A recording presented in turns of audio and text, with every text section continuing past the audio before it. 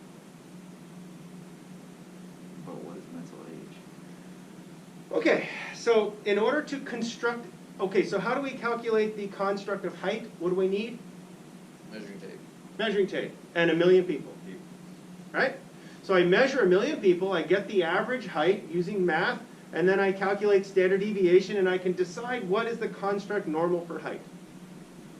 Can't do it, just everyone. Well, if I do everyone, that is one construct. I can construct males, I can construct females, I can delineate it out as much as I can if I have enough subjects, right? Yeah. Okay, so are you following this logic so far? But so I need a measuring tape. Here's where intelligence falls on its face. Anybody know the original measuring tape they used for IQ was?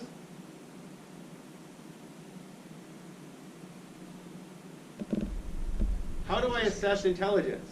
Wasn't it just like extremely biased? Like there were a lot of questions that like leaned towards like rich white people. Binet, the guy who came up with this term, we'll talk about some of the cultural biases associated with it in a minute, but Binet said, okay, What do you need for like a ricotta? no, I was just thinking, has Linda ever taught kindergarten? No. Okay. She's first grade right now. Yeah, she's teaching kindergarten this year, because all the kids from last year didn't have basically, kindergarten. yeah. She's No, got a bunch definitely. of, She talked about it. yeah, so everybody kind of pushed back a year as far as the elementary schools go. Anyway, so if I bring a herd of kindergartners into a room, are they all ready for kindergarten or first grade? No. Some kids are sitting on the book and spinning around in a circle. Sorry, that's me. Okay. Some kids are eating glue. Okay. Other kids are sitting there perfectly neat and smiling and happy. And other kids are reading at the 3rd grade level. It's kindergarten. Okay? And so my son, when he got ready for kindergarten, he's like, we have to go to school every day. And and he's crying, he's melting down. I'm like, pre-K. Why do we throw him into pre-K? They're not ready for school. He's not ready for prime time. So what Binet, now this can be colloquially upsetting for some people, but what Binet said is that his age was retarded, behind his normal age. His mental age was not the same as his physical age. That's where the term retarded came from. It's not meant as a derogatory term, it's meant that their mental age was behind their physical age. What do you call someone whose mental age is above their physical age? Well, they use the word advanced. Because in music, retardando is you play slightly behind the beat, and accelerando is you play just a little bit faster than the beat. So these kids were advanced or accelerated, and some kids were retarded. Not meant derogatory term. Guess what our society did with the word retarded, though? Oh, we championed it. Stereotype. Yeah, we stereotyped it. Because it's really interesting that the range goes from 85 to 115, which is normal. I had a student that in my years ago took an intelligence test because she was really struggling with her classes. Her verbal IQ, her reading ability, had a score of 86. She had dyslexia and didn't know it. So why did she score really low on that intelligence test? She couldn't read. Brace yourself, if you have to read a paragraph and you can't read, You're in struggle. okay, so I'll tell you another experiment that we did, just with this same idea. So this is a really great experiment. We had students who spoke Arabic, students who spoke Spanish, and students who spoke English. Okay? All of them were bilingual enough to be in college. Some native Arabic speakers, some native Spanish speakers, and some native English speakers. So 3 groups of people. We gave everybody a paragraph to read in English, and then 3 questions based on the paragraph. Then, okay, we gave everybody a paragraph to read in their native language.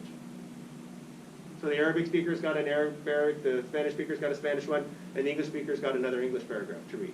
Answer the questions. And then, double secret option number 3. The Arabic speakers got the questions in Arabic. The Spanish speakers got the questions in English. And English people got the questions in English. Paragraph. You can follow this group pretty easily. Wait, so like, Okay, but wait a second. Questions in Arabic, answers in Arabic. Questions in Spanish, questions in Spanish. Then we flipped it. Questions in Arabic, answers in English. Questions in Spanish, answers in English. Okay, can you follow this with what's happening here? kind of. If I ask you a question in your native language, but ask you to answer it in English, what happens to your scores? They get lower. If you speak Arabic, and you're translating everything into Arabic, right? And then the question is in English, and you have to translate it back, you will score lower on exactly the same test. Again, we did this over all the ESL classes across campus, not just a small group of people. There was like 150, 200 people involved in this. And so it's a collection of a good size sample, but if you see the questions in the same language that you think in, you do better. So, where do people who are English language learners score on my intelligence test? Right with a lower average. If the test is given in English, they score lower. Okay. Why? Because just like you said, it's hard to translate that from one language to another. Without having to measure their cognitive processing going on, if you put the question in Arabic, but ask the question in English, it changes the heuristic that you're using to answer the question. It changes the rules in which you're using to answer the question. Does the language that you speak change the way you understand something? Hey, who speaks Spanish in here? Anybody speak Spanish? Okay, is this a boy or a girl? Girl. You speak Spanish? No. All I got is eyeballs, so I can.